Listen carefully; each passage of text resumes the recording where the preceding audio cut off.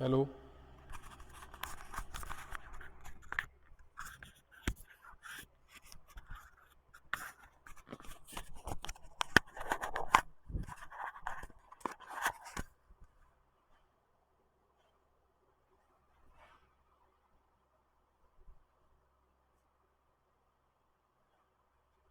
Hello students. Hello.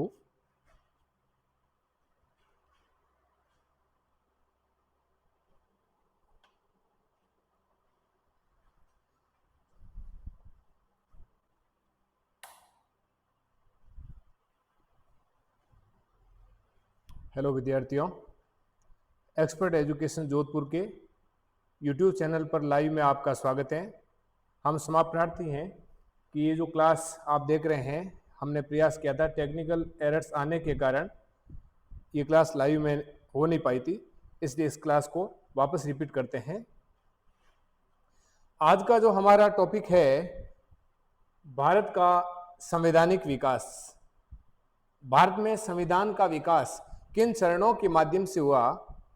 East India company के भारत आगमन से लगाकर 1935 तक के महत्वपूर्ण प्रश्न है। भारत शासन अधिनियम 1935 तक के जो महत्वपूर्ण प्रश्न है, हमने इसमें लिए हैं। ये सभी प्रश्न परीक्षाओं में आए हुए हैं और आगामी परीक्षाओं के लिए भी बहुत ही महत्वपूर्ण है। तो शुरुआत करते हैं सबसे पहले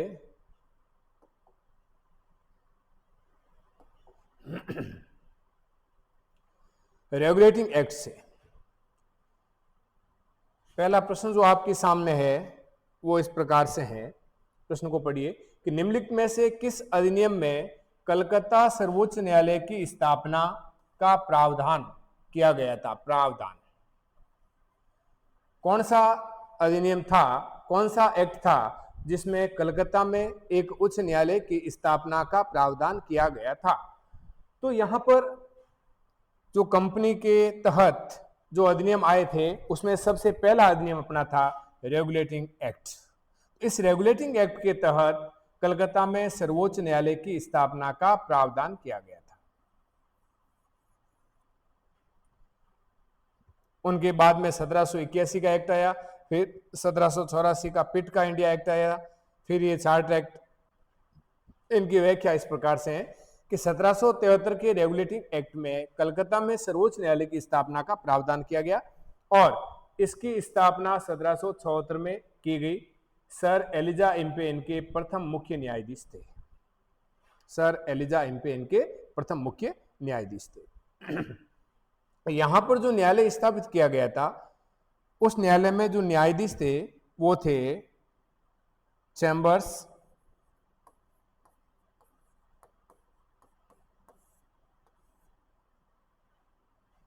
लिमेस्टर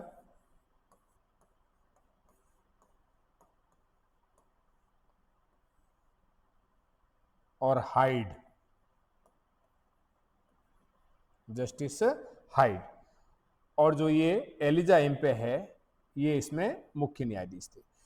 ये जो न्यायालय स्थापित हुआ, ये कलकत्ता में स्थापित हुआ था और इस कलकत्ता को वर्तमान में किस नाम से जानते हैं? कोलकाता।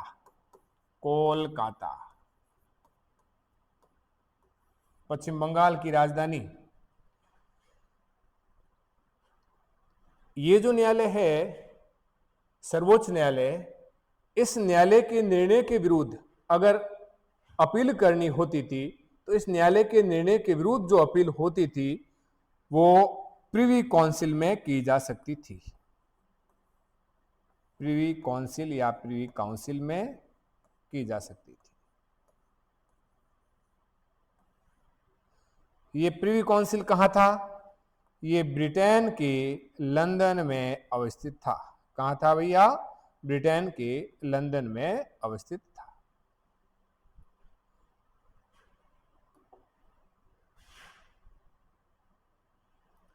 नेक्स्ट हमारा जो क्वेश्चन है, सर्वोच्च न्यायालय की स्थापना के संबंध में निम्नलिखित में से कौन सा या कौन से कथन सही है?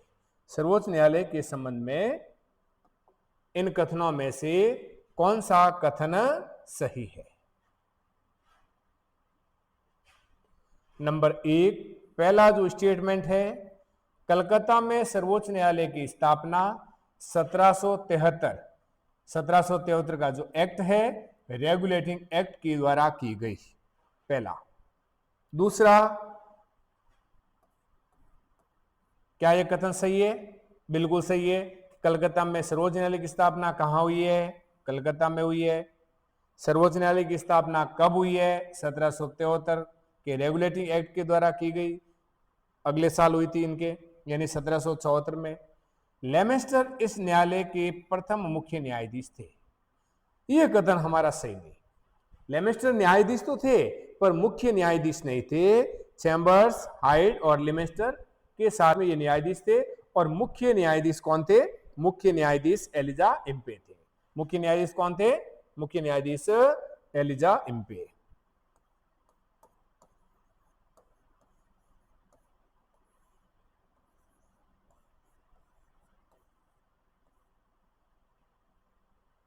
तो इनमें से कौन सा है? कोर्ट केवल एक सही है, केवल दो सही है, एक और दो दोनों, और न तो एक न ही दो। तो यहां पर जो हमारा कथन है इनमें से कौन सा सही है? इनमें से केवल एक सही है, केवल एक सही है।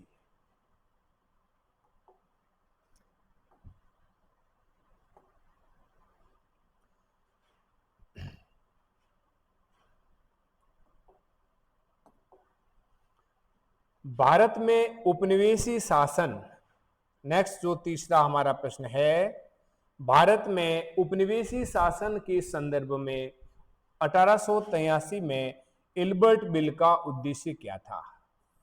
Ilbert bill.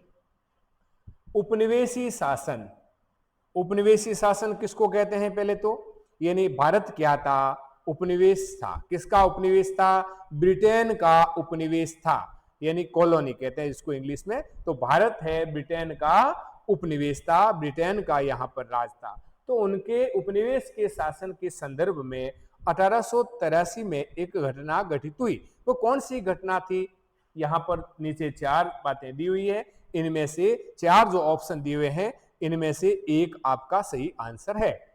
निकालिए सही आंसर कौन सा है आपका। शुरुआत करते हैं यहां नंबर एक पहले से। जहां तक अदालतों की दंडित अधिकारिता का संबंध था, भारतीय तथा यूरोपीय लोगों को बराबरी पर रखना। यानी कि क्या यह कथन सही है कि 1883 में जो इल्बर्ट बिल आया था और उस बिल के बाद में जो विवाद उठा था, तो इसमें क्या यह बात रखी गई थी कि अदालतों में जो निर्णय किया जाएगा वो किसी जाति, रंग, लिंग, भेद, वर्ण के, नेशनलिटी के आधार पर नहीं किया जाएगा, सबको समान न्याय मिलेगा। काले और गोरों का इसमें किसी प्रकार का कोई भेदभाव नहीं किया जाएगा, दोनों न्याय के स्तर पर समान होंगे और समान रूप से उनको न्याय मिलेगा। पहला यह कह रहा है कि यानी भारतीय लोग और यूरोपीय लोग दोनों को न्याय के संदर्भ में जब न्याय किया जाएगा तो बराबर रखा जाएगा। एक बात। दूसरी बात, देसी प्रेम नहीं, देसी प्रेस, देसी प्रेस, देसी प्रेस की स्वतंत्रता पर कड़ा अंकुश लगाना, क्योंकि उसे उपनिवेशी शासकों का विरोधी समझा जाता था।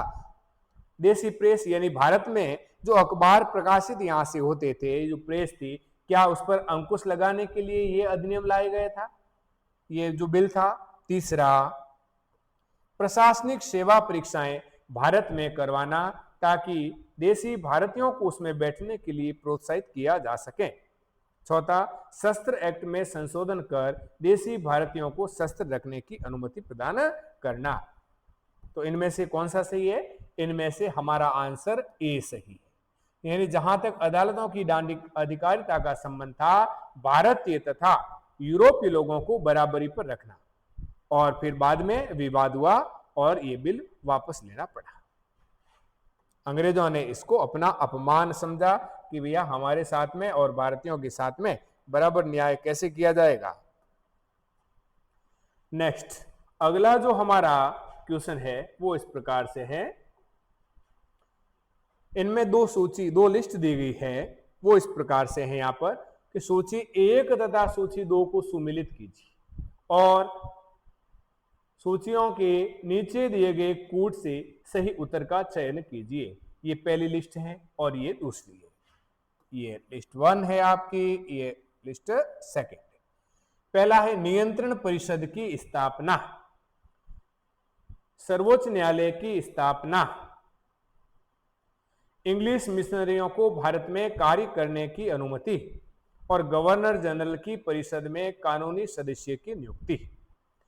अब यहां पर सर्वोच्च नीचे दिए गए नियामक अधिनियम 1773।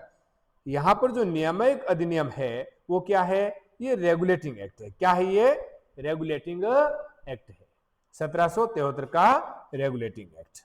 तो ये जो यहां से क्या हुआ था, रेगुलेटिंग एक्ट यानी कि बी, सर्वोच्च न्यायालय की स्थापना, इसके सामने हम एक रख देते हैं।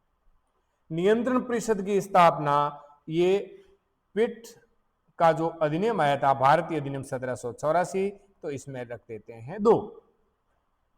इंग्लिश मिशनरियों को भारत में कार्य करने की अनुमति। इंग्लिश मिशनरियों को भारत में कार्य करने की अनुमति कब दी गई? 1813 के अधिनियम में। कब दी गई? इंग्लिश मिशनरियों को भारत में कार्य करने की अनुमति 1813 में, यानी कि यहां 3 रख देते हैं। और फिर चौथा कौन सा है? 1833। गवर्नर जनरल की जो परिषद होती थी उसमें कानूनी सदस्य की नियुक्ति। ये 4, 2 1 3 4, 2 1 3 4, ये हमारा आंसर है। इसकी व्याख्या है इस प्रकार से है, सामने देखिए। आंसर कौन सा है हमारा? हमारा आंसर है 2 1 3 4। व्याख्या देखो यहां पर,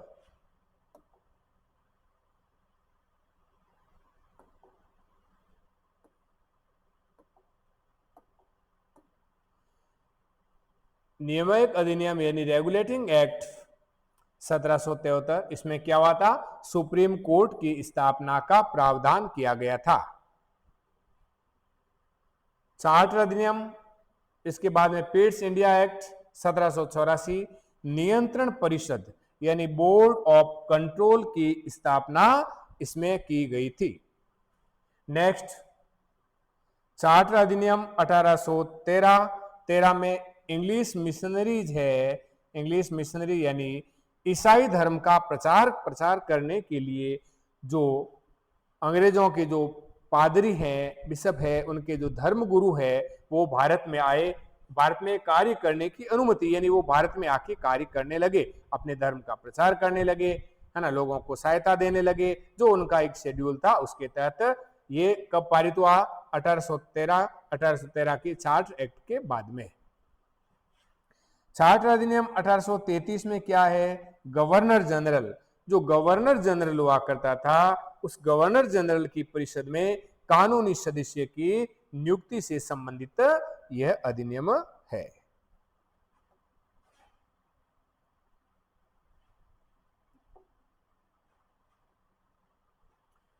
नेक्स्ट हमारा क्वेश्चन है,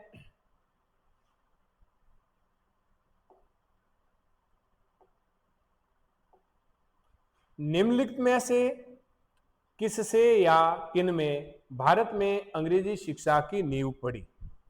आईएएस में ये प्रश्न आया हुआ है 2018 में कि अंग्रेजी शिक्षा की नींव किसके द्वारा पड़ी?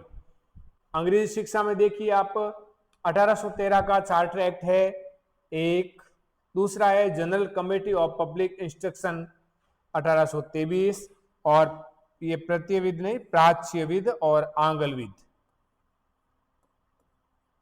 प्राच्यविद और आंग्लविद अंग्रेजी भाषा के लिए जो समर्थक थे, ये प्राच्यविद और आंग्लविद का विवाद। तो यहां पर हम देखेंगे कि 1 2 और 3 इनसे तीनों संबंधित हैं। इनकी व्याख्या है,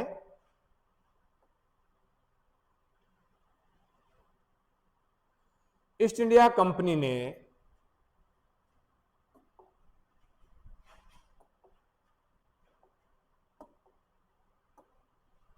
ईस्ट इंडिया कंपनी ने ओरिएंटल शिक्षा की प्रचलित प्रणाली को हतोत्साहित, ओरिएंटल शिक्षा की, हमारी जो शिक्षा है उसकी प्रचलित प्रणाली को कम करने के लिए, हतोत्साहित करने के लिए क्या प्रयास किया? और पश्चिमी शिक्षा यानी उनकी खुद की जो आंग्ल शिक्षा है, जो अंग्रेजी शिक्षा है को, अंग्रेजी शिक्षा को और अंग्रेजी भाषा को बढ़ावा दिया। और 1813 के चार्टर अधिनियम में भारत में शिक्षा के प्रचार के लिए प्रतिवर्ष 1 लाख रुपए खर्च करने का प्रावधान किया। 1823 में general committee of public instruction का गठन किया गया और इसकी मुख्य जिम्मेदारी क्या थी? इनकी जिम्मेदारी थी कि शिक्षा के लिए 1 लाख रुपए जो दिया जाएगा अनुदान, उसकी व्यवस्था करना। समिति में 10 यूरोपीय सदस्य थे। कौन सी समिति में? Public general committee of public instruction. आंग्ल और भारतीय दोनों शिक्षा के समर्थक इनमें शामिल थे। आंग्ल शिक्षा के समर्थकों के जो नेता थे वो थे ट्रेवेलियन। ये प्रश्न आया हुआ है, आंग्ल शिक्षा के जो समर्थक नेता कौन से थे? ट्रेवेलियन। और जबकि ये जो एच.टी. प्रिंसेप है, प्राच्य शिक्षा के समर्थक थे। इसके बाद गवर्नर जनरल, आगे जो अंग्रेजी की शिक्षा के प्रचार के लिए हम बात करते हैं कि लॉर्ड मैकाले की शिक्षा नीति। लॉर्ड मैकाले की शिक्षा नीति कौन सी है? लॉर्ड मैकाले ने जब governor general Lord William Bentinck थे, governor general Lord William Bentinck थे। बेंटिंक का जो कार्यकाल है 1828 से 1835 तक, इनके कार्यकाल में 7 मार्च 1835 को मैकाले ने एक प्रस्ताव रखा और 7 मार्च को क्या किया गया? 1835 को इस प्रस्ताव को स्वीकार कर दिया गया और भारत में उच्च शिक्षा का माध्यम है अंग्रेजी को स्वीकार कर दिया गया। भारत में उच्च शिक्षा का माध्यम अंग्रेजी को स्वीकार कर दिया गया।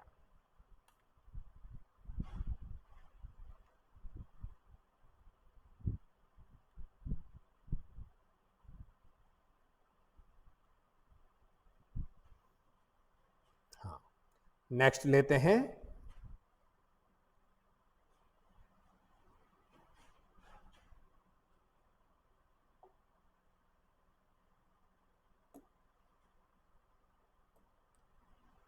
अगला हमारा प्रश्न है कि किस अधिनियम के द्वारा ब्रिटिश संसद ने चाय और चीन के साथ व्यापार को छोड़कर ईस्ट इंडिया कंपनी के बाकी के व्यापारिक जो एकाधिकार है उसको प्रतिबंधित कर दिया या समाप्त कर दिया? किस अधिनियम के द्वारा? ऐसा कौन सा अधिनियम था कि वहां पर चाय के और इनके जो दूसरा है चीन के साथ व्यापार करना यही रखा और बाकी को क्या कर दिया इन्होंने? समाप्त कर दिया एकाधिकार को। तो ये कौन सा था?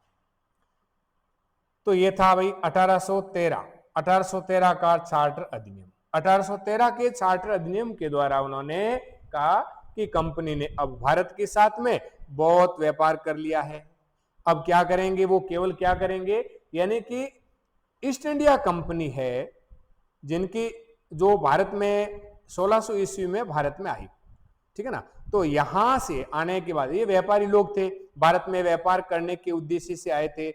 1600 से लगाकर 1773 तक इन्होंने मतलब खूब यहां पर कई गुना महंगे दामों में अपना सामान बेचा। यहां से कच्चा माल अपने देश भेजते थे और इसी की बदौलत वहां पर औद्योगिक क्रांति हुई और उसी औद्योगिक क्रांति का इन्होंने फायदा कैसे उठाया? वहां से जो बना बनाया जो माल है वो यहां से कच्चा माल जैसे धागा यहां से भेज दिया, धागा के कपास यहां से भेज दिया और वहां से मशीनों से जो कपड़ा बनाकर यहां लाकर बेचने लगे। इससे हुआ क्या? यहाँ का बाजार पूरी तरह से चौपट हो गया, लोगों की स्थिति बड़ी दयनीय हो गई। तो 1773 तक जब तक कि रेगुलेटिंग एक्ट नहीं आया तब तक इनकी लूट खसोट ऐसे ही जारी रही थी। और सबसे पहले ब्रिटिश की संसद ने 1773 के रेगुलेटिंग एक्ट के माध्यम से इनको कंपनी को कंट्रोल करने का प्रयास प्रारंभ किया।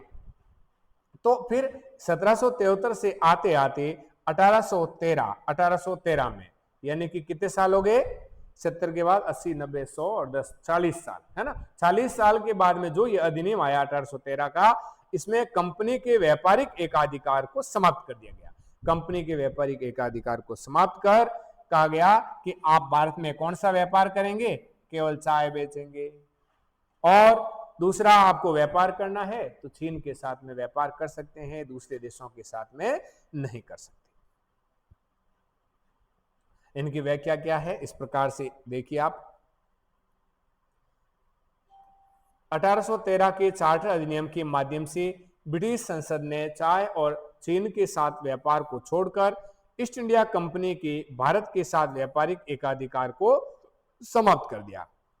और 1833 में क्या क्या जो चार्टर अधिनियम आया, अगले 10 साल के बाद में, 20 साल के बाद में, 1813, 13 से 23 और फिर 33, 20 साल के बाद में, तो यहां पर इन्होंने क्या किया, कंपनी के समस्त व्यापारिक कार्य समाप्त कर दिए कि अब है आप व्यापार नहीं करेंगे। व्यापार नहीं करेंगे, क्या करेंगे, आप शासकीय कार्य संभालेंगे। आप क्या करेंगे, केवल और केवल भविष्य में राजनीतिक कार्य ही करेंगे। केवल राजनीतिक कार्य करने थे। तो कौन से, यहां प्रश्न देखो, दोनों प्रश्न इंपॉर्टेंट है ऑप्शन दोनों इंपॉर्टेंट है यहां। अगर प्रश्न ऐसे आता कि किस अधिनियम के द्वारा ब्रिटिश संसद ने ईस्ट इंडिया कंपनी के व्यापारिक एकाधिकार को समाप्त कर दिया, ऐसा प्रश्न आता, तो हमारा आंसर होता 1833 का चार्टर अधिनियम। और अभी दो व्यापार इनके पास में रखे हैं, एक चीन देश के साथ में व्यापार और दूसरा चाय का जो व्यापार है। तो यह कब हुआ, 1813 का जो अधिनियम है इस अधिनियम के तहत हुआ। समझ गए।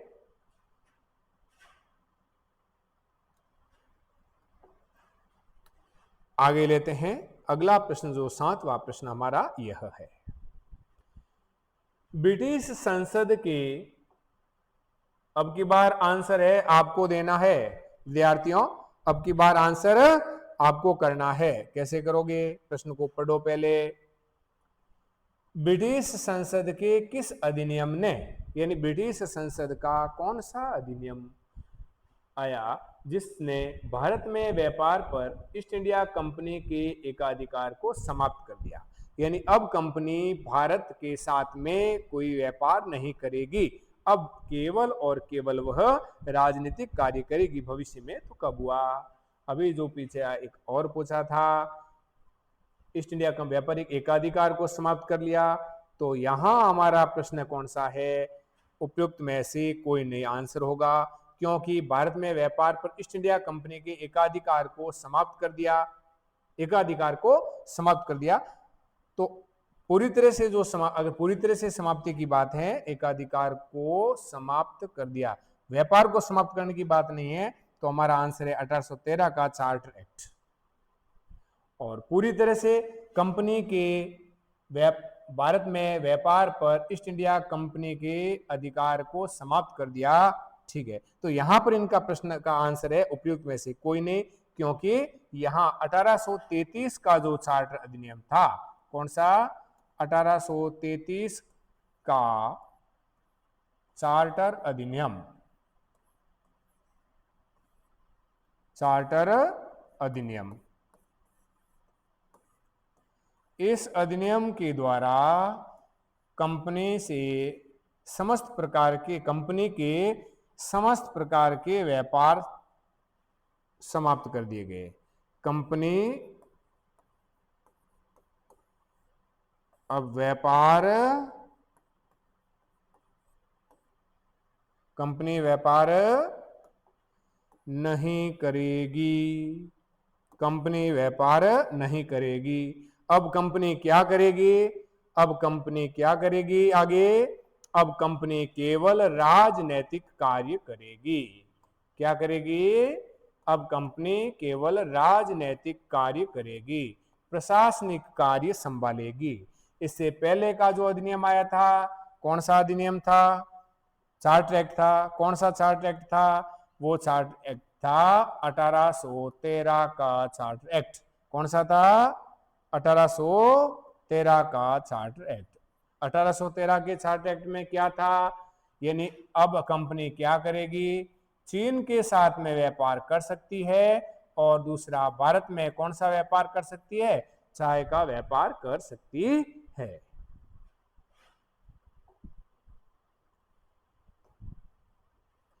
किस अधिनियम ने भारतवासियों को अपने देश के प्रशासन में कुछ हिस्सा लेना संभव बनाया?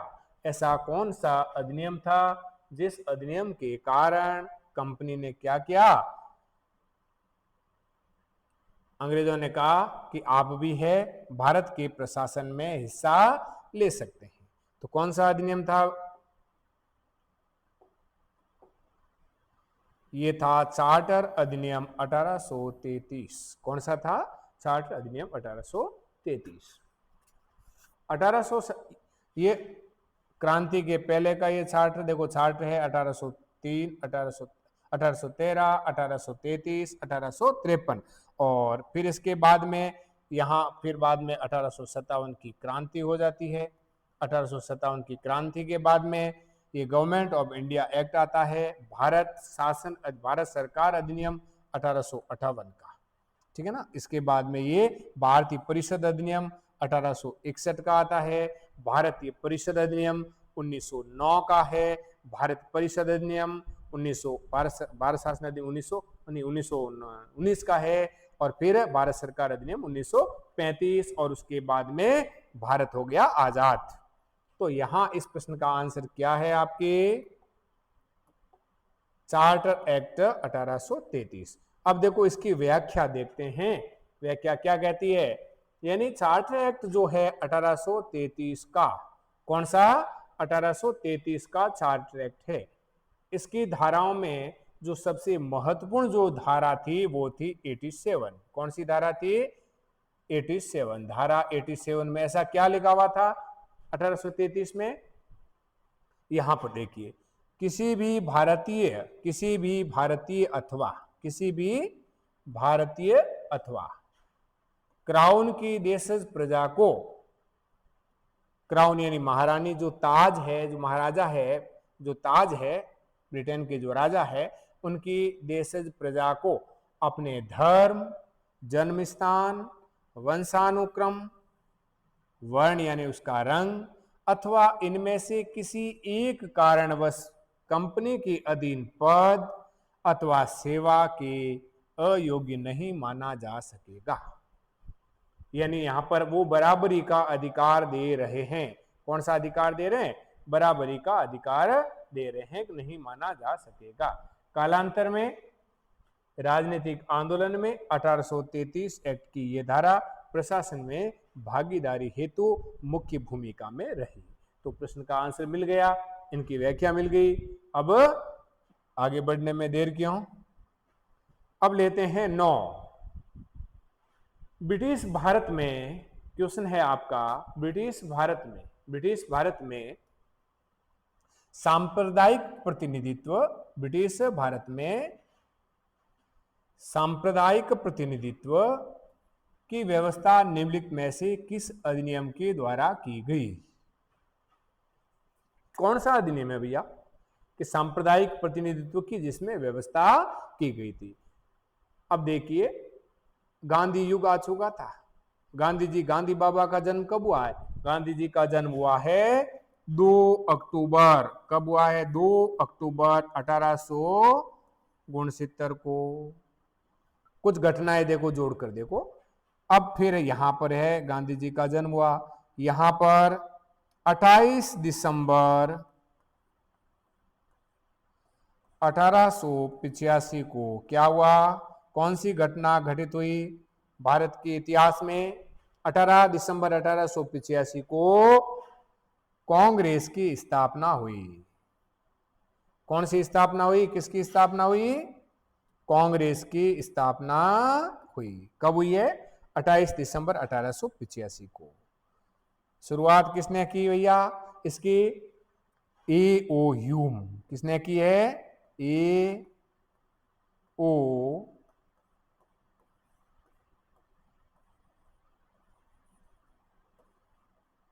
Elon Octavian Hume.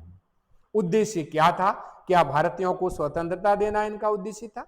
नहीं, इनका उद्देश्य था एक रेचन नलिका के रूप में। किस रूप में? रेचन नलिका के रूप में। यानी कि जैसे कुकर होता है, ऐसे समझते हैं कि जैसे दाल बनाने के लिए अपने घर में कुकर होता है। अब जब उसमें तापमान बहुत ज्यादा बढ़ जाता है तब उसको बाहर निकालने के लिए क्या होता है, वहां सीटी की आवाज आती है, यानी कि उसको एक पासेज दिया हुआ होता है। तो इसी प्रकार से जब सेवानिवृत्त अंग्रेज अधिकारी A.O. ह्यूम ने यह देखा कि भारतीयों में अंग्रेजों के प्रति, यूरोपीय जातियों के प्रति बहुत ही ज्यादा आक्रोश है और उनमें राष्ट्रवाद की भावना तीव्र गति से पनप रही है, तो उन्होंने इसे एक रेचन नलिका के रूप में प्रयुक्त करने के लिए क्या किया, एक मंच देना चाहा कि आप क्या करेंगे कि साल में एक बार है सम्मेलन करेंगे, अपनी समस्याओं को इस मंच के द्वारा आगे ले जाएंगे। तो ये कांग्रेस की स्थापना इस प्रकार से होती है और फिर धीरे धीरे इसने एक राष्ट्रीय आंदोलन के रूप में ये कांग्रेस खड़ी होती गई और जो राष्ट्रवादी आंदोलन आगे बढ़ा। तो इसी क्रम में 1905 में हम देखते हैं कि बंगाल में ये राष्ट्रवादी आंदोलन अपने चरम पर था। तो इसको रोकने के लिए क्या किया, इसको रोकने के लिए अंग्रेजों ने क्या किया, बंगाल का 2 भागों में विभाजन कर दिया, बंग विभाजन बंगाल का। तो राष्ट्रवादी भावनाएं उन्होंने देखा ऐसा करेंगे तो क्या होगा, राष्ट्रवादी भावनाएं हैं लोगों की हतोत्साहित हो जाएगी, पर ऐसा हुआ नहीं।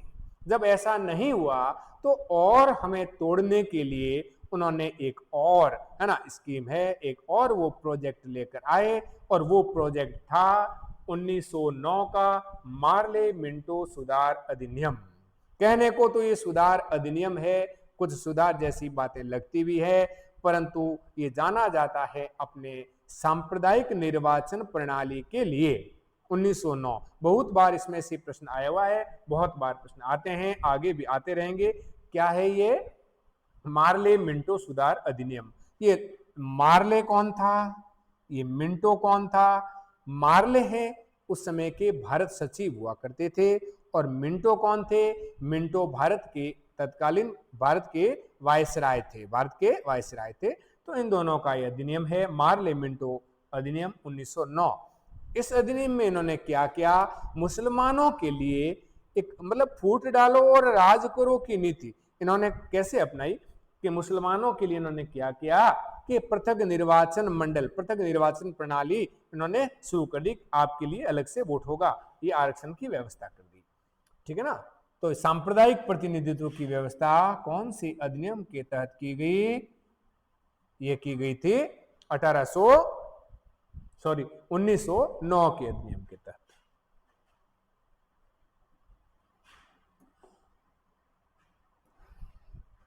अगला जो हमारा प्रश्न है क्वेश्चन जो 10 नंबर लगा, पेन आया 10। चलो 1919 के भारत शासन अधिनियम की निम्नलिखित में से कौन सी प्रमुख विशेषताएं हैं? 1919 के अधिनियम की 1919 के अधिनियम की विशेषताएं कौन कौन सी है इनमें से? चलो इसको इधर ले लेता हूं मैं, पेन को यहां रख दिया, आगे बढ़ते हैं। हाँ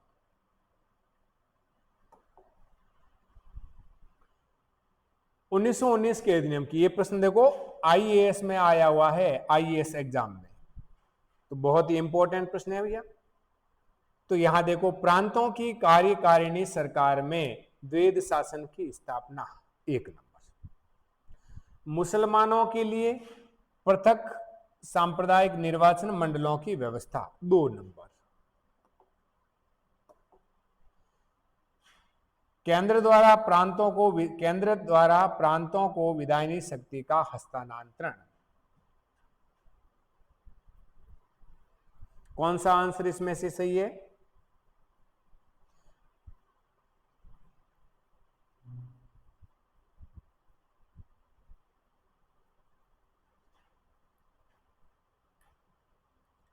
जैसे ये जो सेकंड इनमें से देखो ये कह रहा क्या केवल 1 सही है, 2 और 3, 1 और 3, 1 2 और 3।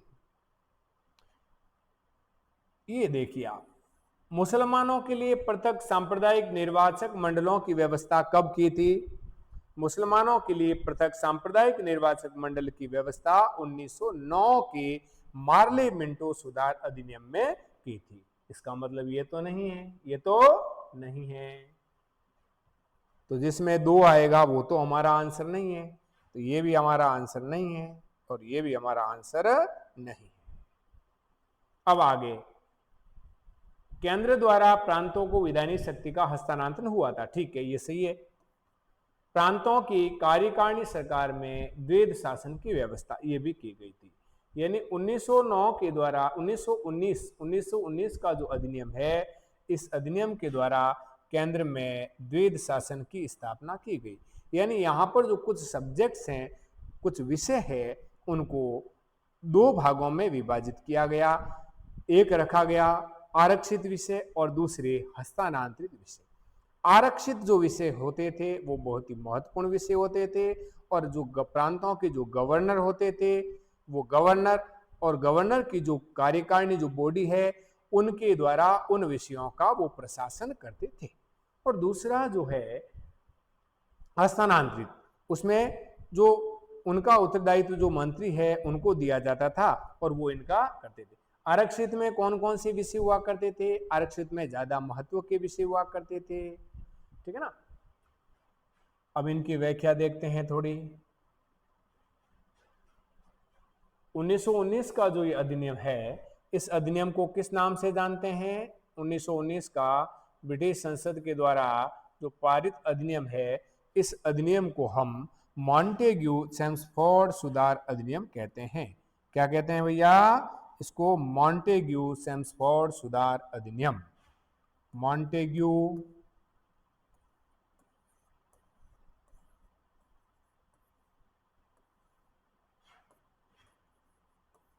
चेम्सफोर्ड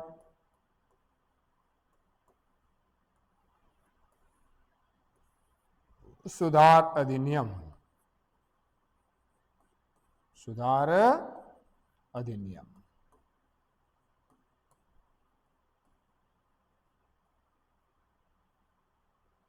मॉन्टेग्यू कौन है?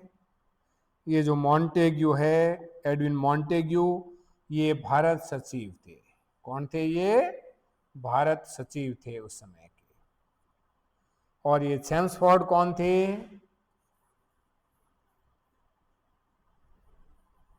ये भारत के वायसराय थे। चेम्सफोर्ड भारत के वायसराय थे।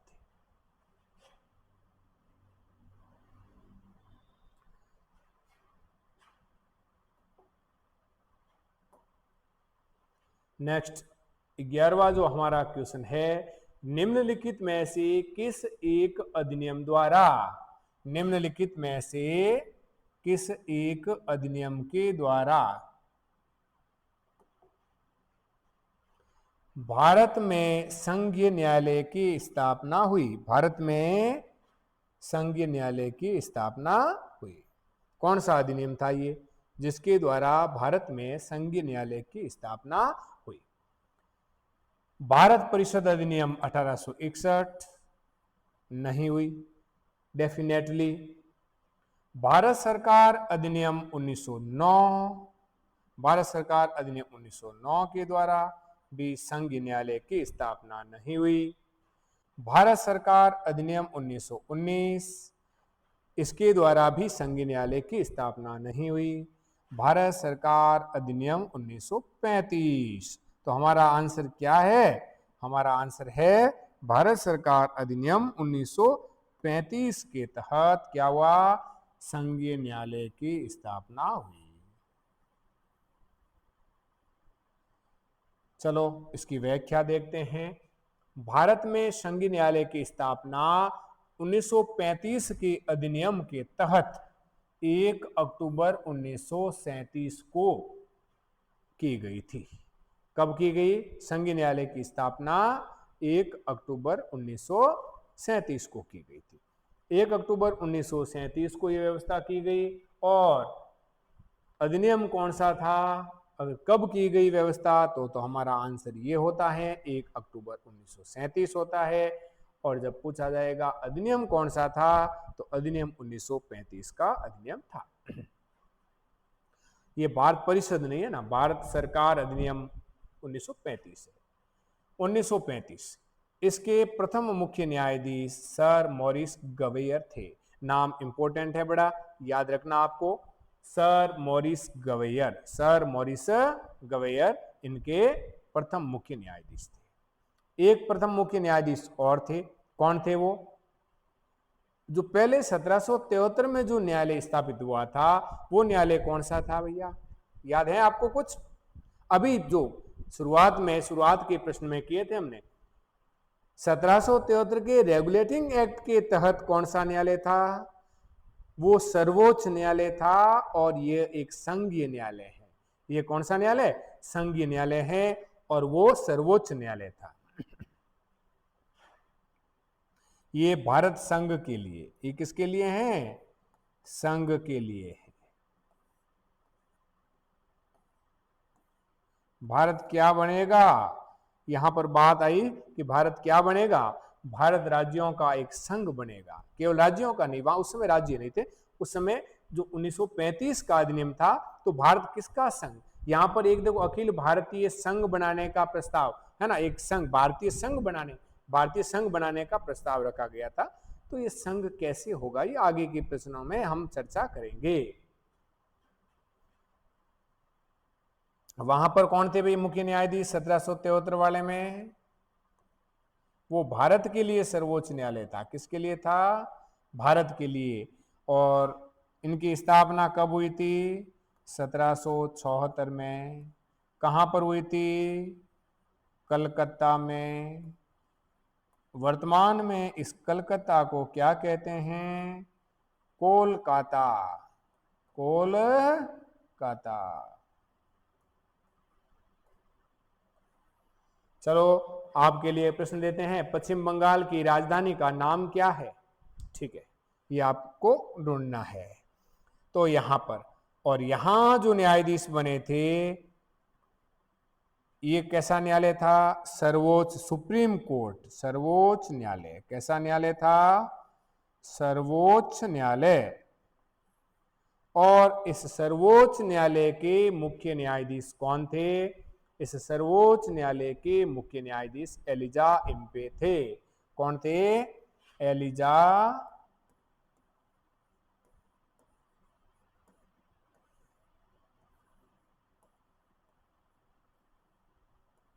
इम्पे। और सर मॉरिस गवेयर जो थे, वो किस न्यायालय के मुख्य न्यायाधीश थे? वो 1 अक्टूबर 1937 को 35 के अधिनियम के अंतर्गत जो न्यायालय स्थापित किया गया था, संघीय न्यायालय, उस संघीय न्यायालय के क्या थे? ये संघीय न्यायालय के प्रधान न्यायाधीश थे।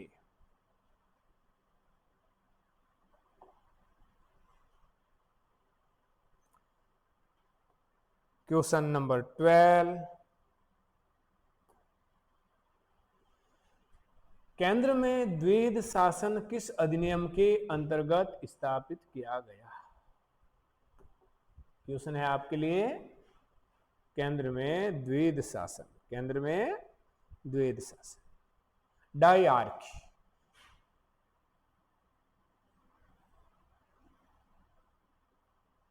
कौन से अधिनियम केंद्र में द्वैध शासन स्थापित किया गया? 1909 के अधिनियम से? नहीं। क्यों भाई? क्योंकि 1909 में ऐसी कोई व्यवस्था नहीं की गई थी। भारत सरकार अधिनियम 1919, यहां कुछ कंफ्यूजन हो जाएगा आपको, यहां भी द्वैध शासन की बात आती है। भारत सरकार अधिनियम 1935, यहां भी द्वैध शासन की बात आती है। दोहरा शासन यहां कैसे आती है? केंद्र में जो द्वैध शासन की बात, प्रांतों में द्वैध शासन की बात। तो भारत सरकार अधिनियम 1919 के द्वारा क्या किया गया? प्रांतों में द्वैध शासन की स्थापना की। प्रांतों में, जो प्रांत थे, प्रांतों में द्वैध शासन स्थापित किया गया, प्रांतों में द्वैध शासन प्रारंभ किया गया। और भारत सरकार अधिनियम 1935 है, यहां पर प्रांतों में स्वायत्तता, प्रांतों को क्या दी गई? स्वायत्तता, स्वायत्तता किसको कहते हैं? स्वतंत्रता, प्रांतों में स्वतंत्रता। और केंद्र में द्वैध शासन, और केंद्र में द्वैध शासन की स्थापना 1935 के अधिनियम के द्वारा की गई।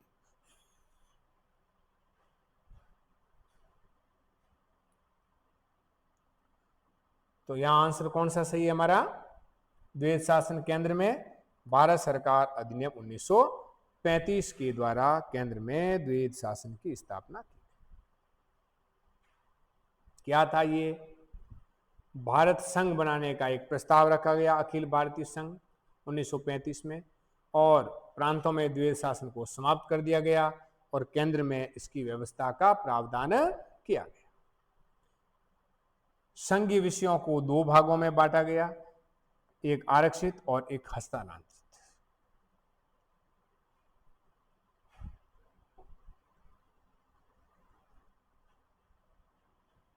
नेक्स्ट, अगला जो हमारा प्रश्न है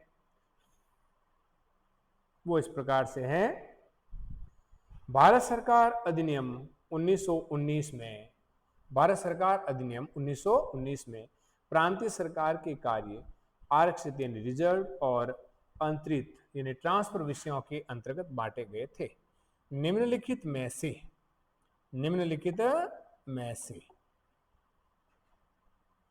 कौन से आरक्षित विषय माने गए हैं? 2022 के आईएएस परीक्षा में यह प्रश्न आया हुआ है, आईएएस एग्जाम, है ना, समझ रहे हो?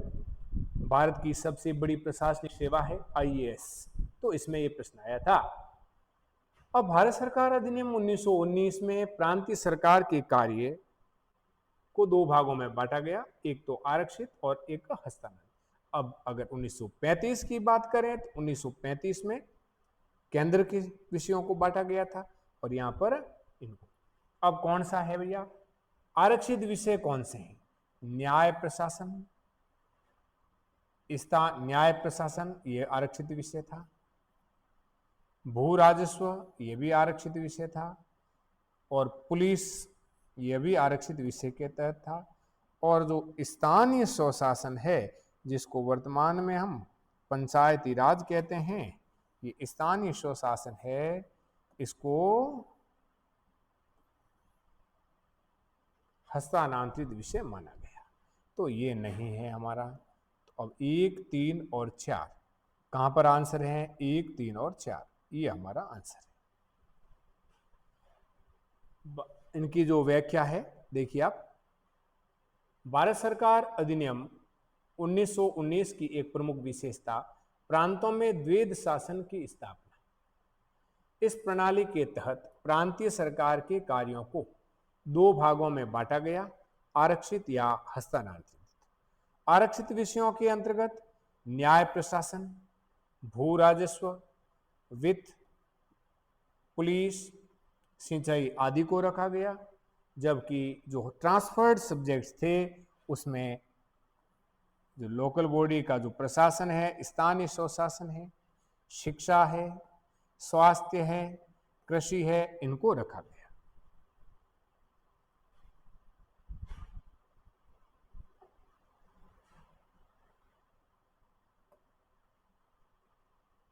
नेक्स्ट जो हमारा क्वेश्चन है, भारतीय विधान पालिका प्रथम बार द्विसदनीय बनाई गई। विधान पालिका यानी विधानसभा, जिसको हम विधायिका कह सकते हैं, ये विधायिका क्या होती है भैया? ये प्रश्न तो थोड़ा टफ है आपके लिए, पर जो बिगनर्स हैं उनके लिए टफ है, जो तैयारी कर रहे हैं उनके लिए तो कोई हार्ड नहीं है। जो राजनीति विज्ञान विषय के जो विद्यार्थी हैं उनके लिए कोई प्रश्न हार्ड नहीं है। अब देखो, पहले ये समझते हैं कि विधान पालिका क्या होती है। विधान पालिका किसको कहते हैं? विधान पालिका होती क्या है?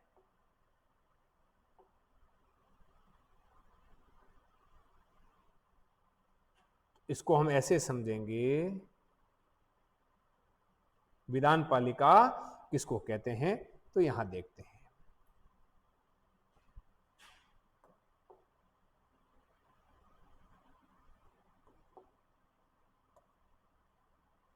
ठीक है,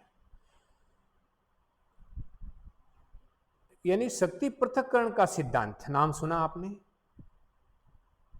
शक्ति है व्यक्ति को क्या करती है, एक विचारक ने कहा है कि शक्ति है ना इंसान को भ्रष्ट कर सकती है, शक्ति इंसान को अंधा बना सकती है। और एक ही व्यक्ति के हाथ में, एक ही संस्था के हाथ में अगर कार्यपालिका और विधायिनी और जुडिशरी सिस्टम सभी आ जाए तो वहां निरंकुशता हो जाएगी। एक फ्रांस के विद्वान हुए हैं मॉन्टेस्क्यू, तो मॉन्टेस्क्यू ने एक सिद्धांत दिया, शक्ति पृथक्करण का सिद्धांत, शक्ति पृथक्करण का सिद्धांत। अभी शक्ति पृथक्करण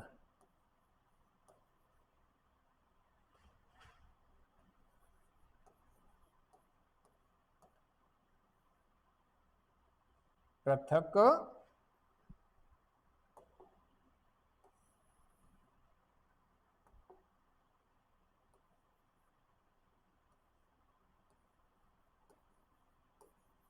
शक्ति पृथक्करण का सिद्धांत किसने दिया? मॉन्टेस्क्यू ने, मॉन्टेस्क्यू। अब यहां पर होता क्या है, शक्तियों का मतलब डिवाइडेशन कैसे है। सरकार की जो शक्तियां हैं, जो शासन की जो शक्तियां हैं, अब यहां देखिए आप, एक होता है संस्था कौन सी, काम क्या क्या हो सकते हैं, तो एक तो होता है कानून का निर्माण यानी विधायन या विधि का निर्माण, विधि का निर्माण, विधि निर्माण, या इसको हम कह सकते हैं कानून निर्माण, कानून निर्माण, कानून निर्माण।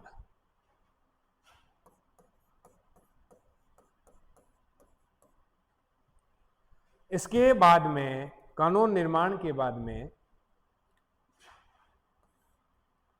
दूसरा जो कार्य होता है वह होता है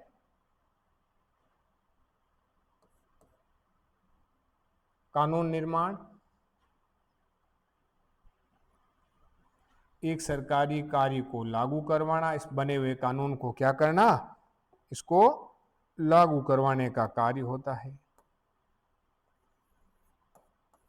कानून को लागू करवाना, दैनिक प्रशासन चलाना, लॉ एंड ऑर्डर मेंटेन रखना।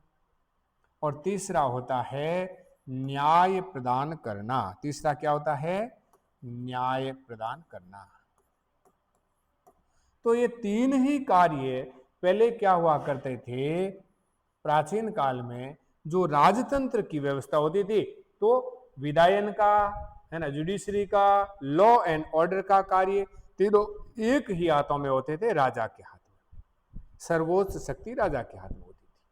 तो यहां पर विधि का निर्माण या कानून का जो निर्माण है,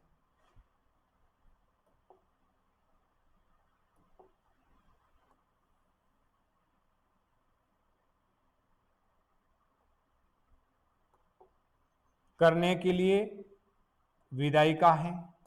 कौन है? विधायिका है। इस विधायिका को संसार के विभिन्न देशों में भिन्न भिन्न नामों से जानते हैं। जैसे भारत में इसको संसद कहते हैं, जापान में इसको डाइट कहते हैं, भारत में इसको क्या कहते हैं? संसद कहते हैं। भारत की जो ये संसद हैं उनमें दो सदन है। कौन कौन से हैं? एक राज्यसभा है और दूसरा लोकसभा है, दूसरा लोकसभा है।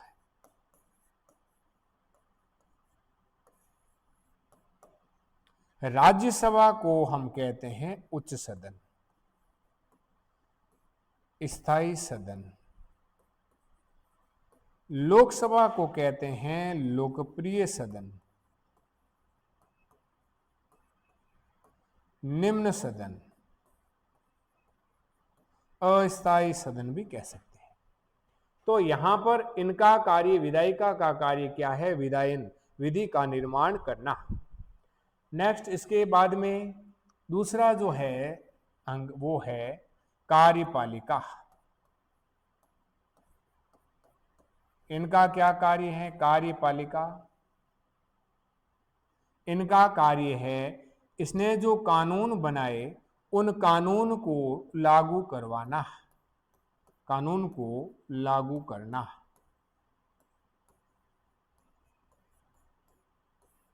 तीसरा है न्यायपालिका।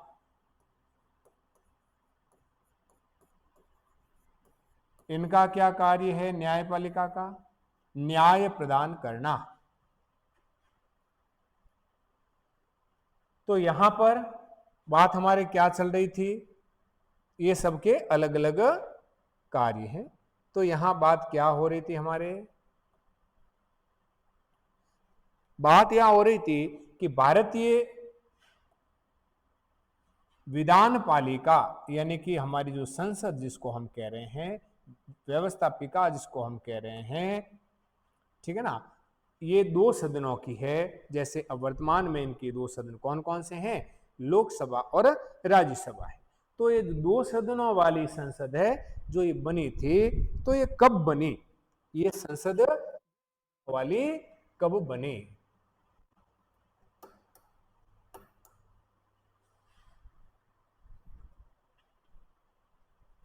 कब बनी भैया? 1892 के भारतीय काउंसिल एक्ट द्वारा। क्या ये आपका आंसर सही है? 1909 के भारतीय काउंसिल एक्ट द्वारा यानी भारत परिषद अधिनियम, 1919 के भारत सरकार अधिनियम द्वारा, या फिर 1935 के भारत सरकार अधिनियम के द्वारा। हमारा आंसर है 1919 के भारत सरकार अधिनियम के द्वारा। अब देखो, इस समय जो नाम थे वो लोकसभा और राज्यसभा नहीं थे। इस समय जो नाम थे वो लोकसभा और राज्यसभा न होकर क्या थे? इस समय जो नाम थे वो थे राज्य परिषद। एक तो जो जिसको हम राज्यसभा कहते हैं उसको क्या कहा जाता था? राज्य परिषद। राज्य परिषद। इनका जो कार्यकाल होता था वो है 5 वर्ष का। कितना होता था? 5 वर्ष। दूसरा जो ये राज्यसभा के समान थी, और दूसरा केंद्रीय विधानसभा। दूसरा केंद्रीय विधानसभा। और इसकी जो केंद्रीय विधानसभा है इसकी अवधि क्या होती थी? सेंट्रल लेजिस्लेटिव असेंबली, केंद्रीय विधानसभा।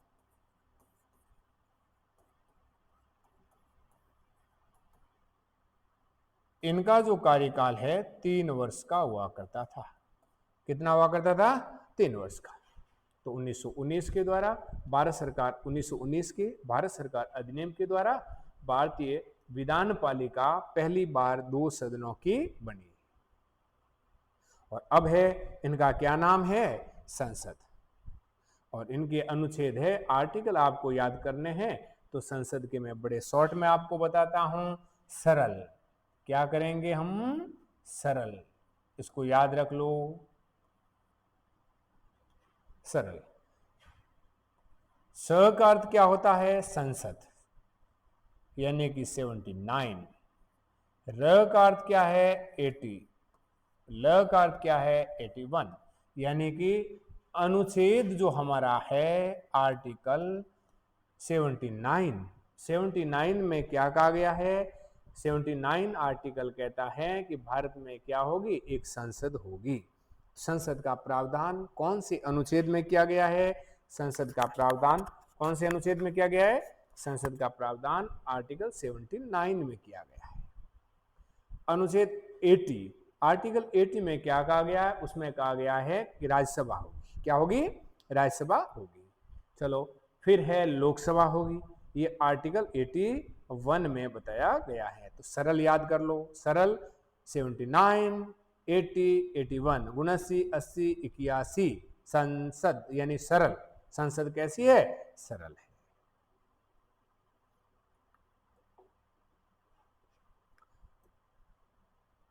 अब है आपके सामने क्वेश्चन 15वां। क्या है भाई 15वें प्रश्न में? निम्नलिखित में से किस अधिनियम द्वारा 120 सदस्यों वाले चैम्बर ऑफ प्रिंसेस की व्यवस्था की गई। चैम्बर ऑफ प्रिंसेस, राजाओं का चैम्बर, एक मंडल, नरेंद्र मंडल जिसको हम कहते हैं। तो कौन सा अधिनियम है जिस अधिनियम के द्वारा ये चैम्बर ऑफ प्रिंसेस की स्थापना की गई, इनका गठन किया गया। इनका स्थापना कब हुई है? स्थापना इनकी जब 1921 में होती है। तो 1921 के पहले कौन सा अधिनियम था? अब देखो 120 सदस्यों वाले, कितने सदस्यों वाले, है ना, लगभग है, रियासतें तो भारत में ज्यादा थी, 550 के आसपास थी।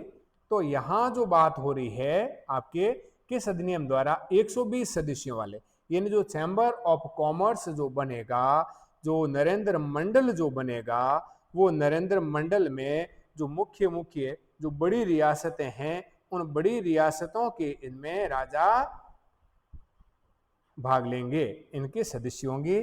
तो ये 1919 के अधिनियम के द्वारा। और राजा देखो घोषणा किसके द्वारा की गई थी? ये घोषणा 23 दिसंबर 1919 को ब्रिटिश घोषणा किसकी थी? ये ब्रिटिश राजा थे किंग जॉर्ज पंचम, है ना, किंग जॉर्ज पंचम। तो किंग जॉर्ज पंचम के द्वारा ये घोषणा की गई।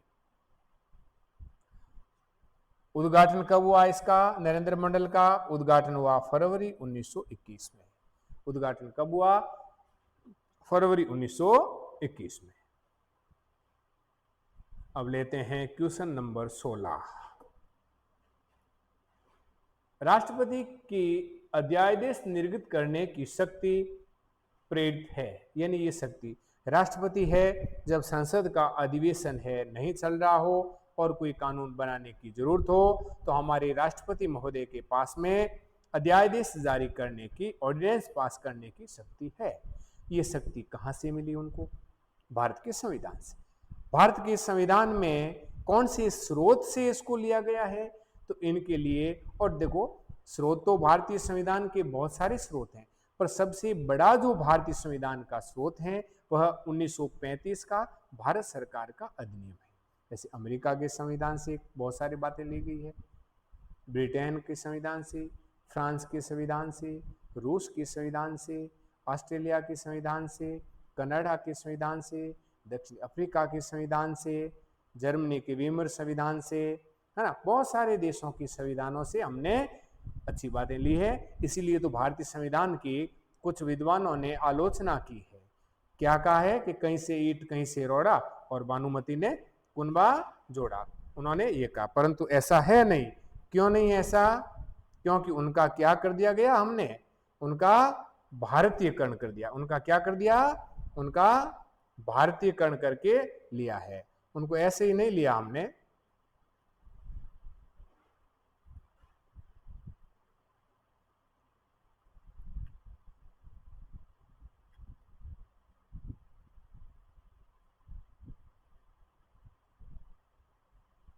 हो गया कैमरा सेट, है ना? चलो नेक्स्ट। निम्नलिखित में से किसने ब्रिटिश भारत में प्रांतीय स्वायत्तता शुरू की? प्रांतों की जो ये स्वायत्तता है किसने शुरू की थी? किसने शुरू, ठीक, किसने शुरू की थी प्रांतीय स्वायत्तता? अब यहां पर जो है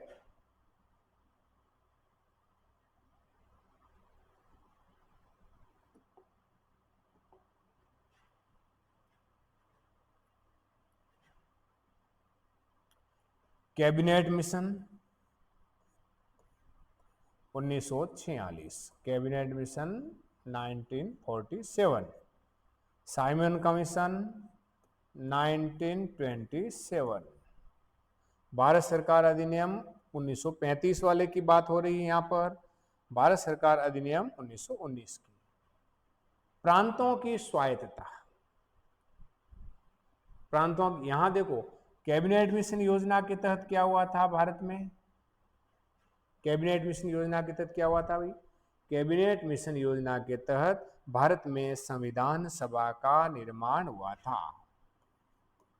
यानी संविधान सभा के निर्माण से संबंधित है, संविधान सभा का निर्माण। साइमन कमीशन, ये क्या था साइमन कमीशन?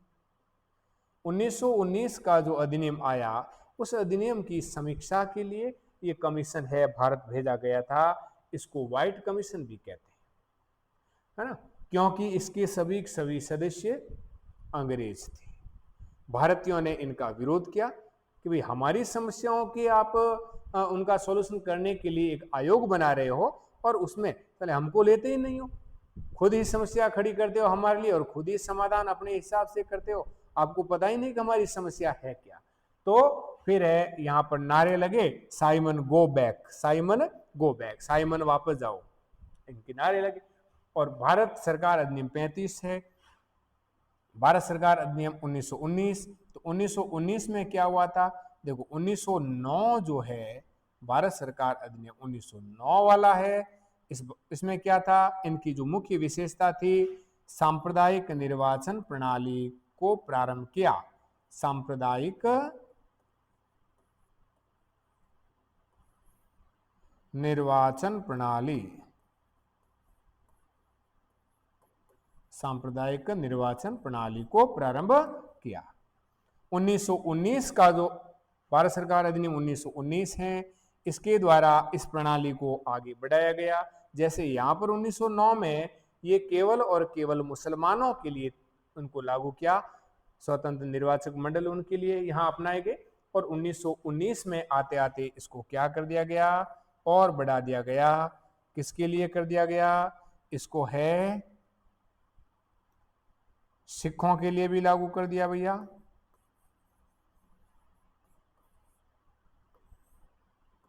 दूसरे जो यूरोपियन है उनके लिए लागू कर दिया,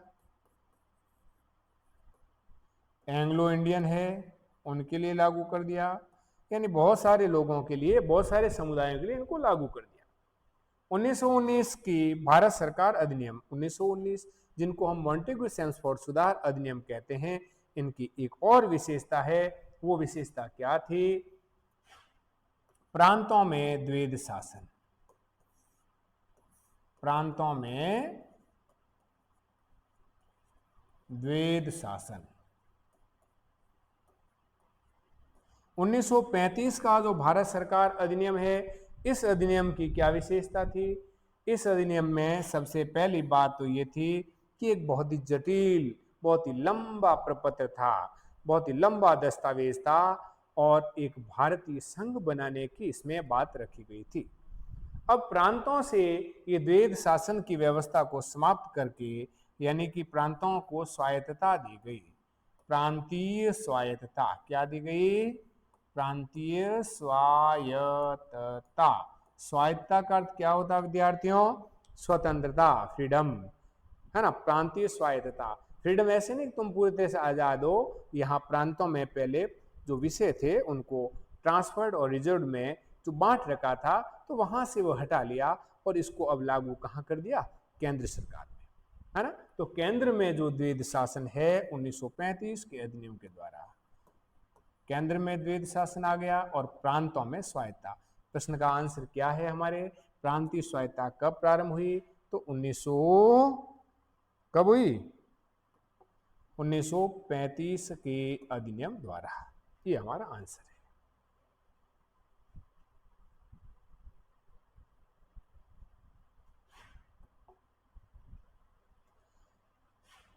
क्वेश्चन नंबर 19 ये रहा आपकी स्क्रीन पर सामने।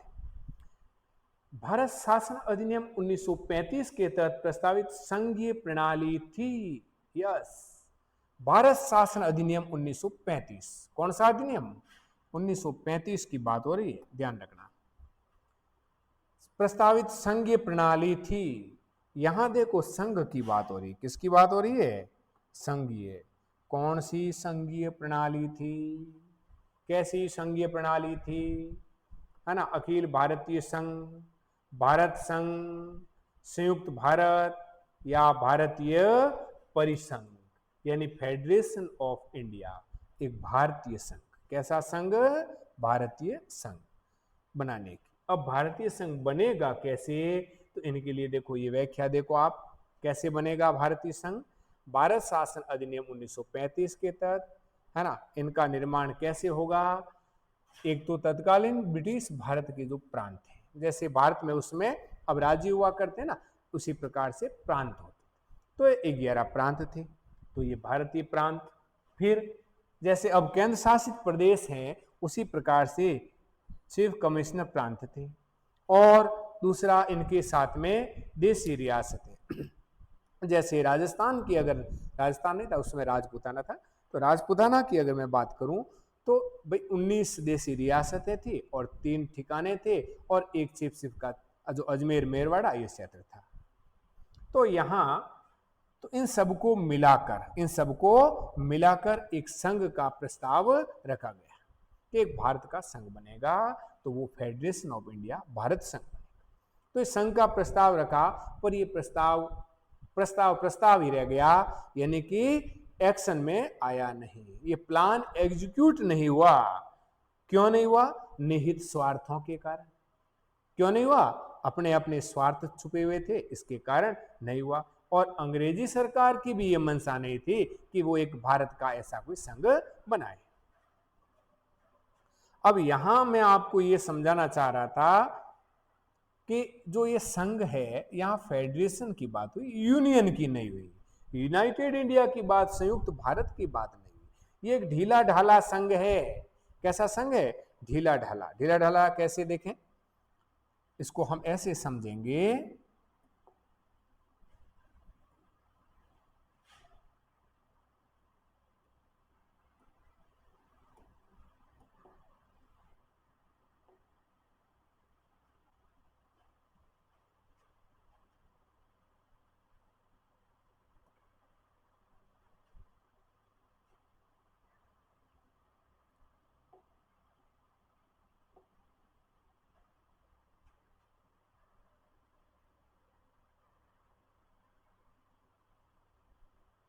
हाँ,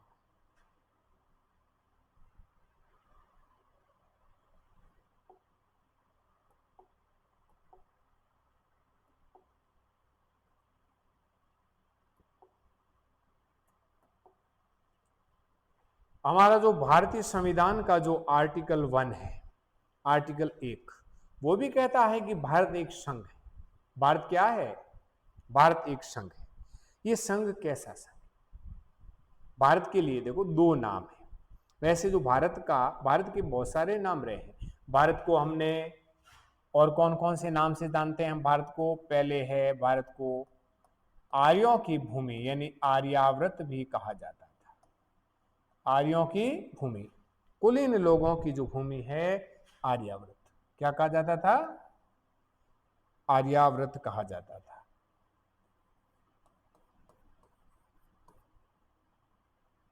आर्यावर्त।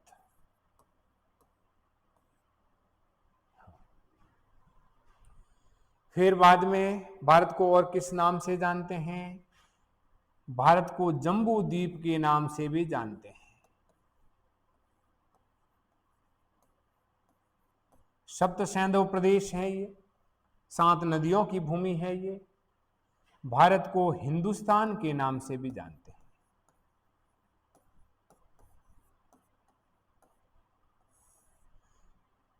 राजा भरत के नाम पर इनका नाम भारतवर्ष पड़ा। भारत और भारतवर्ष। इंडस नदी के इस पार होने के कारण इनका नाम इंडिया भी है।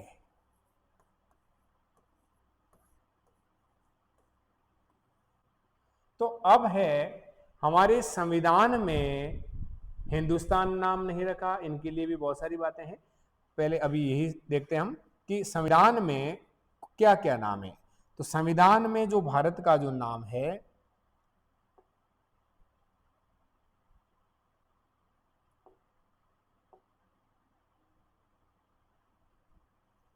भारत के संविधान में भारत को किस नाम से जानते हैं? भारत को 2 नामों से जाना गया, एक तो इंडिया और एक भारत। कौन सा Bharat? India, that is Bharat. India, अंग्रेजों ने क्या कहा यहां पर? और हमारे संविधान के निर्माताओं ने भी क्या कहा है, India that is Bharat.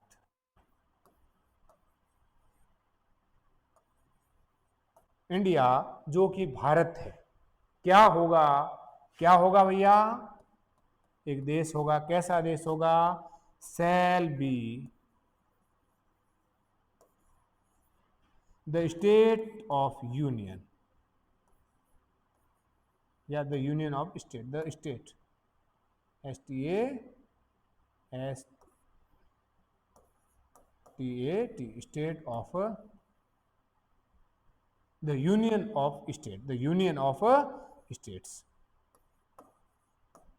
Union of states, STATS, राज्यों का संघ। भारत क्या होगा, भारत है एक राज्यों का संघ होगा।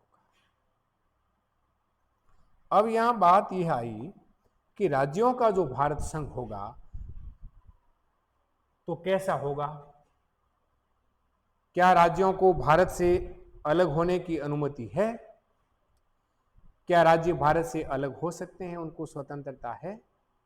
तो यहां देखो भारत, क्वेश्चन आता है भारत संघ है, क्वेश्चन क्या है, मैं आपके सामने एक क्वेश्चन रखता हूं कि भारत एक संघ है, भारत एक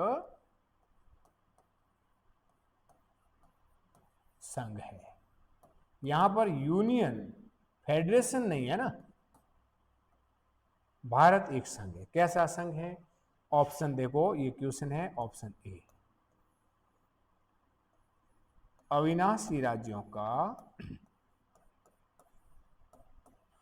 अविनाशी राज्यों का अविनाशी संघ, अविनाशी ही राज्य है और ये संघ भी कैसा है, अविनाशी संघ। ऑप्शन आपको देता हूं सेकंड बी, राज्य अविनाशी है और संघ विनाशी है। अविनाशी राज्यों का, अविनाशी राज्यों का विनाशी संघ।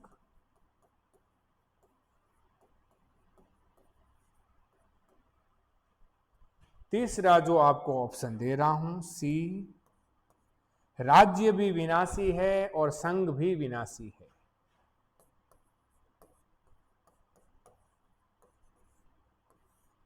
विनाशी राज्यों का विनाशी संघ।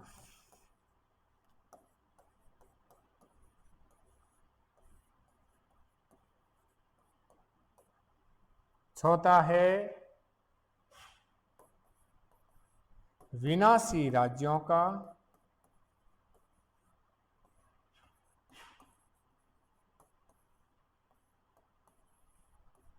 अविनाशी संघ।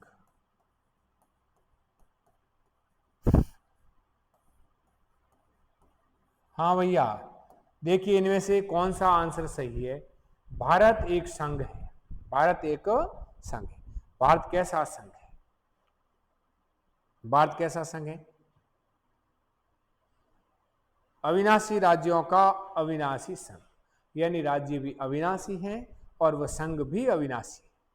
दूसरा, अविनाशी राज्य, यानी राज्यों का विनाश नहीं हो सकता है पर संघ का विनाश हो सकता है। तीसरा, विनाशी राज्यों का विनाशी संघ, यानी राज्य भी विनाशी है और ये जो बनने वाला संघ है ये भी क्या है, विनाशी। चौथा, विनाशी राज्यों का अविनाशी संघ। अब देखो हमारा जो संसद के पास में क्या शक्ति है वो देखते हैं। भारत की संसद क्या कर सकती है, भारत की संसद दो या दो से अधिक राज्यों को मिलाकर एक राज्य बना सकती है। राज्य की, यानी कि भारत की संसद राज्यों के नाम में, उनके क्षेत्र में और उनकी सीमाओं में परिवर्तन कर सकती है। यानी राज्य कैसे हैं, राज्य विनाशी है, परंतु हमारा संघ कैसा है, संघ अविनाशी है। और देखो राजनीति विज्ञान की जो भाषा है इसमें एक नेशन के लिए, जिसको हम एक इंटरनेशनल पॉलिटिक्स में उनको एक कर्ता कहते हैं, एक एक्टर कहते हैं, उनके लिए राज्य शब्द काम में लिया जाता है ना। पॉलिटी में उनके लिए क्या शब्द काम में लिया जाता है? राज्य। वहां राज्य की देखो परिभाषा दी गई, राज्य क्या है? राज्य, इसमें देखो आपका आंसर कौन सा है? भारत क्या है, कैसा संघ है? यानी कि राज्य तो विनाशी है, राज्यों का तो विनाश हो सकता है, पर संघ का विनाश नहीं हो सकता। ये आपका आंसर है इसमें डी। बड़ा इंपॉर्टेंट क्वेश्चन है। नेक्स्ट, अभी जो राज्य की बात आई, तो राज्य की परिभाषा क्या है? थोड़ा सा इसको देख लेते हैं, फिर आगे अगली स्लाइड पे जाते हैं अपने। राज्य हम किसको कहेंगे? राज्य के लिए क्या तत्व होने जरूरी हैं? राज्य के लिए क्या तत्व होने जरूरी है? तो राज्य में देखिए, सबसे पहली बात, एक राज्य के लिए 4 तत्व होने जरूरी। कितने तत्व होने जरूरी हैं एक राज्य के लिए? 4 तत्व होने जरूरी। अब 4 तत्व कौन कौन से होने जरूरी हैं? यहां देखिए आप, सबसे पहला,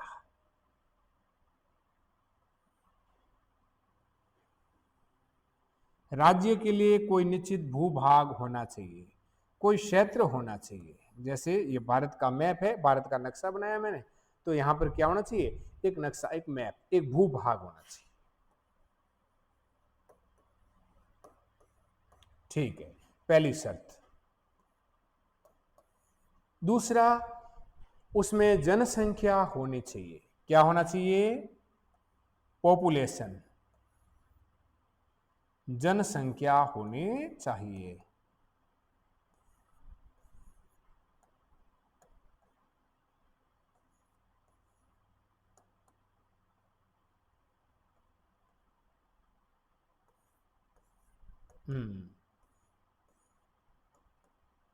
तो ये सब जनसंख्या इसमें होनी चाहिए, जनसंख्या। तीसरा, इसमें क्या होना चाहिए? एक सरकार होनी चाहिए जो लॉ एंड ऑर्डर को मेंटेन कर सके। क्या होनी चाहिए? एक सरकार होनी चाहिए। और जो इनका चौथा तत्व है, चौथा तत्व कौन सा है? चौथा तत्व यह है कि इसमें संप्रभुता होनी चाहिए। संप्रभुता किस प्रकार की? सभी प्रकार की। कैसे? आंतरिक और बाहरी, आंतरिक और बाहरी। संप्रभुता क्या है? संप्रभुता मतलब ये निर्णय लेने की स्वतंत्रता है, निर्णय लेने की स्वतंत्रता है। तो जैसे भारत सरकार है, किसी देश के साथ में संधि या समझौता करना है, तो उनका खुद का डिसीजन होता है, निर्णय लेने की उसको स्वतंत्रता। तो ये संप्रभुता। तो ये चारों तत्व जिसमें पाए जाते हैं वो राज्य कहलाता है। वो क्या कहलाता है? राज्य कहलाता है। इस संदर्भ में हमारा भारत क्या है? भारत एक राज्य है। भारत क्या है? एक राज्य है। ठीक है,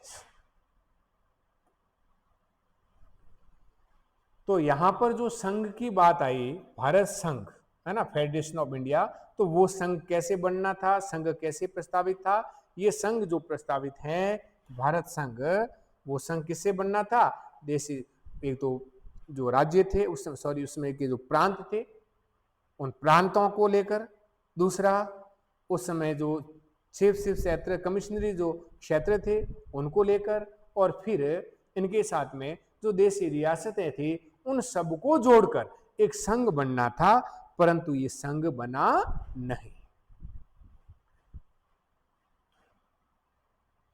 अब हमारा ये आज की टॉपिक का ये लास्ट प्रश्न है, 1935 का गवर्नमेंट ऑफ इंडिया एक्ट क्यों महत्वपूर्ण है?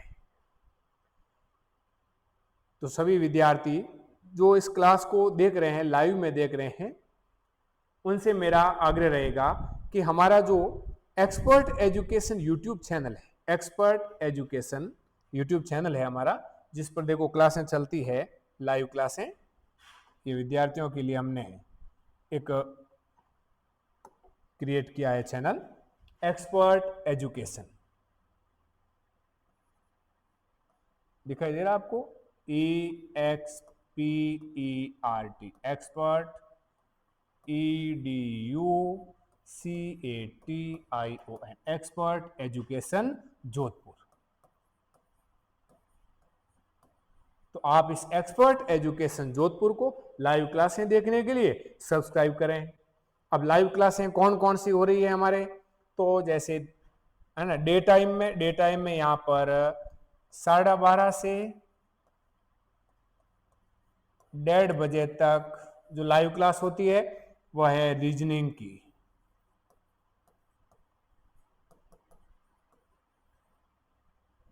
फिर आपके 5-1 मिनट का गैप होता है और 1:30 बजे से यानी 35 से लगभग शुरू कर देते हैं वापस। ये जो क्लास होती है ना, ये इंग्लिश की, इंग्लिश विभिन्न जो कंपटीशन है उसमें। इसके बाद वाली जो क्लास है वो होती है कंप्यूटर की, कंपटीशन के लिए जो बेसिक कंप्यूटर आता है उसकी। फिर उसके बाद में जीके की, जिसमें राजस्थान का जीके पढ़ाया जाता है। उसके बाद की जो लाइव क्लास है वो लाइव क्लास होती है मैथमेटिक्स की। इसके बाद की लाइव क्लास है वो लाइव क्लास होती है साइंस की। इनके बाद की जो क्लास है साइंस के बाद में, अभी मैं आपके सामने खड़ा हूं। तो अब हमने जो ये शाम के समय की 7 से 10 बजे की जो क्लासें शेड्यूल की है, आज जो पहली क्लासें शेड्यूल की थी वो हो नहीं पाई थी, किसी टेक्निकल एरर्स के कारण इस संभव नहीं हुआ था, वीडियो कट गया था। क्लास तो मैंने ऐसे कैसे यहाँ बनाई थी, परंतु ये लाइव नहीं हो पाई थी, इसलिए इस क्लास को रिपीट करके आपको वापस भेजा है। आपसे एक और आग्रह है कि सकारात्मक कमेंट करें, जिससे हमें भी ऊर्जा मिलती रहे। ये कह रहे हैं कोई सर डांस कर रहे हैं, वो कर रहे हैं, ये मतलब ठीक नहीं है। सकारात्मक कमेंट करें ताकि जो पढ़ाने वाले जो अध्यापक हैं, अध्यापकों, विद्यार्थी क्या करते हैं, विद्यार्थी अध्यापक को पढ़ाना सिखाते हैं, उनका हौसला बढ़ाते हैं। कैसे कि अच्छा कमेंट करेंगे तो वो देखेगा मोटिव। मैं मेरे लिए नहीं कह रहा हूं, आप कहीं भी किसी भी चैनल पर, किसी भी प्लेटफॉर्म पर कोई अध्यापक पढ़ा रहा है, अगर सामने जो स्टूडेंट उनको देख रहा है वो स्टूडेंट उनको अप्रिशिएट करेगा। अप्रिशिएट कैसे कि उनकी क्लास को जैसे देखना, उनको लाइक कर दिया है ना, उनको थोड़ा सा अच्छा कमेंट कर दिया, तो वो अपने आप को एकदम प्राउड फील करेगा। तो आपसे हम भी ये आशा रख सकते हैं कि आप भी ऐसा कार्य करें। और हमारी जो ये एक्सपर्ट एजुकेशन जोधपुर ये यूट्यूब चैनल है, इनको है और आगे भेजें, अपने फ्रेंड्स के साथ में इनको शेयर करें। और एक जो ऐप है एक्सपर्ट शिक्षा ऐप है, एक्सपर्ट शिक्षा यूट्यूब पर, एक्सपर्ट शिक्षा ऐप में अभी हम कंटेंट अपलोड कर रहे हैं। कुछ टेस्ट है स्टूडेंट्स के लिए, उसमें हमने फ्री टेस्ट मटेरियल में रखे हैं। अभी वो ऐप तैयार हो रहा है, वैसे डाउनलोड आप कर सकते हैं उनको, कुछ टेस्ट उसमें दिए हुए हैं। जल्दी ही वो पूरा उसमें सब कुछ तैयार होके आपके सामने आ जाएगा। और आपकी तैयारी में हम भी 2 कदम आपके साथ में चलें, क्योंकि साथ में चलने से ही कारवा होता है दोस्तों। कि कोशिश कर, ये मेरी जो फेवरेट जो पंक्तियां हैं कि कोशिश करने वालों की कभी हार नहीं होती और लहरों से डरकर नौका पार नहीं होती। कोशिश करने वालों की कभी हार नहीं होती, है ना। जीवन जन्म से कोई सीख कर नहीं आता है। सभी जितने भी जो महान से महान वैज्ञानिक हुए हैं, गणितज्ञ हुए हैं, डॉक्टर हुए हैं, अध्यापक हुए हैं, इंजीनियर हुए हैं, किसी भी डिपार्टमेंट में, है ना, या कोई व्यापारी हुए हैं, सभी ने अपने प्रयासों से और अपनी गलतियों से सीखा है। तो आप भी निरंतर प्रयास करते रहें। जब तक आप प्रयास करते रहेंगे तब तक जीत की संभावना है। जिस दिन प्रयास बंद कर दिया उसी दिन हार है, नहीं तो कोई तुम्हारी हार नहीं। तो इसी शुभकामनाओं के साथ में शुभ रात्रि, और अपनी तैयारी को कंटिन्यू रखें। कल हम पुनः है इसी समय, इस शाम वाली लाइव क्लास क्या होगी हमारी, एक क्लास होगी पॉलिटी की होगी जो भारतीय राज्य व्यवस्था की है। दूसरी इसके बाद में जो क्लास है ना 7 से 10 बजे का जो शेड्यूल है कल मॉर्निंग में 10 बजे हमारे यूट्यूब चैनल पर इसको अपकमिंग में अपलोड कर देंगे। और दूसरा जो शेड्यूल है वो है इसका दूसरी जो क्लास होगी वो क्लास हिंदी ग्रामर की होगी। एसआई वगैरह के लिए जो तैयारी करते हैं स्टूडेंट्स है, अभी सीईटी की जो वैकेंसी चल रही है उनके लिए, और भी रेलवे है, बैंकिंग है, बहुत सारी वैकेंसीज में है ना हिंदी की डिमांड, टीचर में हिंदी की डिमांड बहुत ज़्यादा बढ़ी हुई है। तो हिंदी व्याकरण की तैयारी करेंगे उसमें। और फिर उसके बाद में जो तीसरा जो हमारा सेशन होगा कल का, वो जो इससे मतलब राजस्थान से संबंधित, राजस्थान के इतिहास और राजस्थान की कला और संस्कृति और इतिहास का पार्ट है। उसमें से हम शुरू करेंगे राजस्थान की सभ्यताओं के बारे में। तो आप भी पूरी तरह से तैयार होकर आए और हमें भी ऊर्जावान बनाए रखें। शुभ रात्रि।